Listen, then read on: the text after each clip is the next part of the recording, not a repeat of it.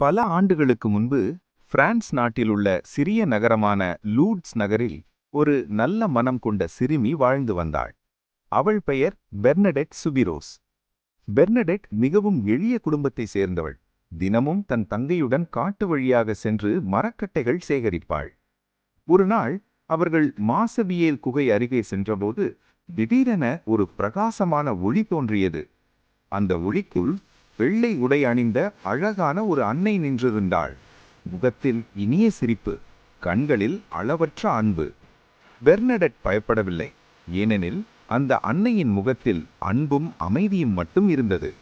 அந்த அன்னை மெதுவாக சொன்னாள், குழந்தையே, இங்கே வந்து ஜெபம் செய். அதன் பிறகு பெர்னடெட் தினமும் அங்கு சென்று ஜெபித்தாள். மொத்தம் 18 முறை அந்த அன்னை அவளுக்கு தோன்றினாள். ஒரு நாள் அன்னை கூறினாள், இந்த இடத்தில் மண்ணை தோண்டு. பெர்னடெட் கீழே குனிந்து மண்ணை தோண்டினாள். முதலில் மண் மட்டுமே தெரிந்தது.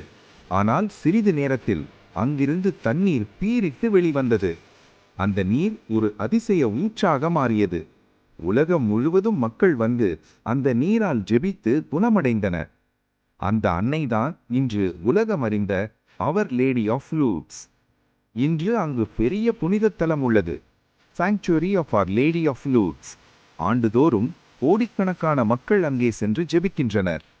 லூர்து அன்னை நமக்கு சொல்லும் செய்தி மிகவும் எளிமையானது. எப்போதும் ஜெபியுங்கள், நம்பிக்கை வையுங்கள், பிறருக்கு உதவுங்கள். நான் உங்களுடன் இருக்கிறேன், பயப்படாதீர்கள். இதுவே லூர்து அன்னையின் அன்பு கதையாம்.